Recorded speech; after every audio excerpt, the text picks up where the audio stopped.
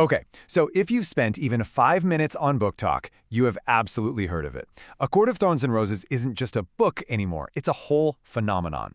This fantasy romance has hooked millions by taking these timeless fairy tale ideas and giving them a modern, much darker twist. So, what's the secret sauce? What makes the story so ridiculously addictive? Well, today, we're going to deconstruct it. We're going to break down its DNA. First, let's meet our main character, Fair Archeron. And this quote, man, it tells you everything you need to know about her world. She's no princess in a tower. She's a hunter, a survivor. She's been hardened by poverty and a promise she made to her dying mother. Her entire life is just this grinding, relentless fight for the next meal, for the next hour of life. The story is built on this brilliant, stark contrast. On one side of this magical wall, you've got the mortal lands. We're talking bleak, gray, starving. And on the other side, you've got the Fey realm of Prythian, a world just bursting with dangerous, vibrant magic and creatures pulled straight from our worst nightmares. One world is a slow death. The other is a beautiful, very quick one. To really get what makes this book tick, you've got to look at its bones. The whole story is this masterful retelling of Beauty and the Beast, and it's built on 5 key fairy tale acts. And it all kicks off, as these stories so often do, with one huge mistake. Our story opens on a totally impossible choice. It's the middle of a bleak winter, and 19-year-old Fair makes this split-second decision in the woods to feed her starving family. A choice that, and she has no idea, basically just signed her own death warrant. So, for 500 years, a very fragile peace has been kept by something called the treaty. Now, it's got a bunch of rules, but one law is absolute. A life for a life. You see that giant wolf Fae killed for food? Yeah, that wasn't just an animal. It was a Fae in disguise, and she just broke the single most sacred law between the two realms. A few days later, bam! The door to her family's tiny cottage is just splintered from its frame. And in storms this terrifying creature, a beast made of shadows and claws. It's not there to talk, it's there to collect a debt. It's there for Fair. The beast gives her a choice, but let's be real, it's not a choice at all. Die right here, right now, or live out the rest of her days as an exile in the enemy territory of Prythian. It's that classic fairy tale bargain, and since she has no other option, she's forced to go. So Fair gets whisked away to the Feylands, and she's expecting, a cold, dark dungeon. But what she finds is this breathtakingly beautiful estate, the Spring Court. It's a place of eternal flowers and sunlight.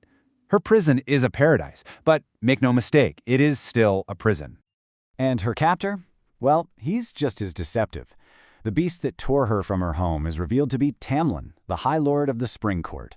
And he, along with every other Fae in his court, wears this ornate, unremovable mask. He's with his sharp-witted emissary, Lucian.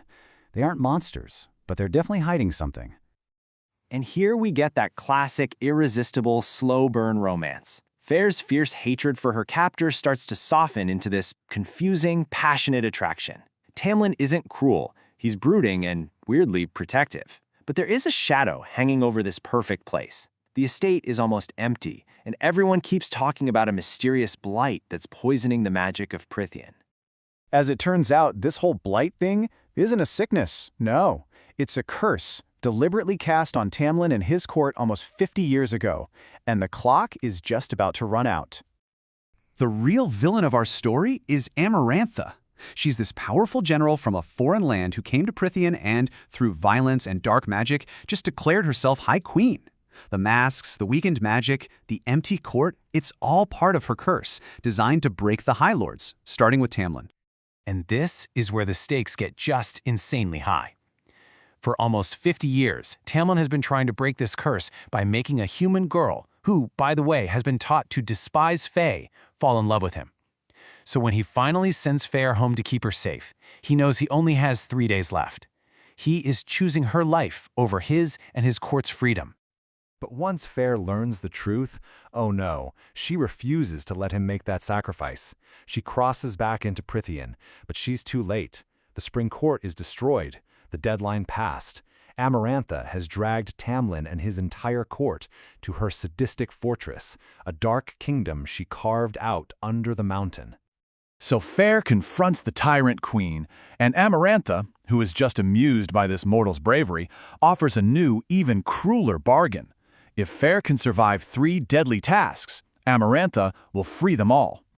The climax becomes a pure fairy tale trial by fire.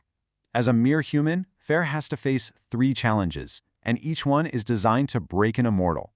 She has to outsmart a monster, solve a lethal puzzle, and then, finally, do something that will shatter her own soul. All right, so we're in the final act. Everything is coming to a head. It's here that Fair learns the devastating truth behind the curse and is forced to make the ultimate sacrifice. But here's the massive catch in the second task. The riddle and its 3 possible answers are all written on a wall. But Fair, who spent her entire life just trying to stay alive, never learned how to read.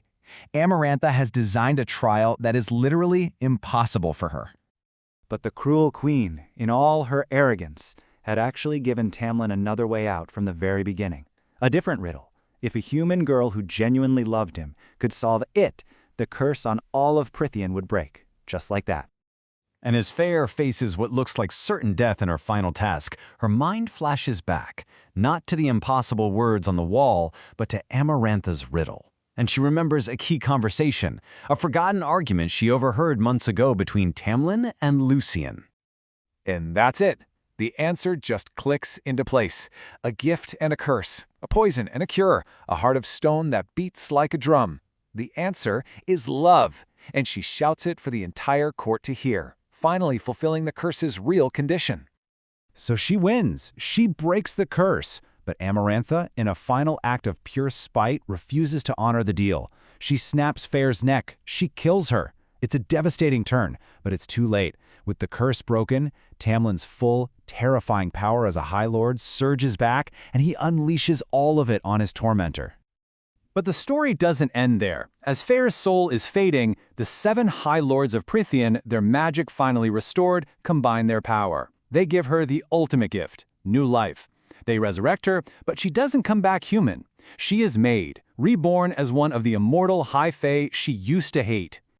And so our fairy tale concludes. The girl who hated the Fae has become one of them. The survivor has become a savior.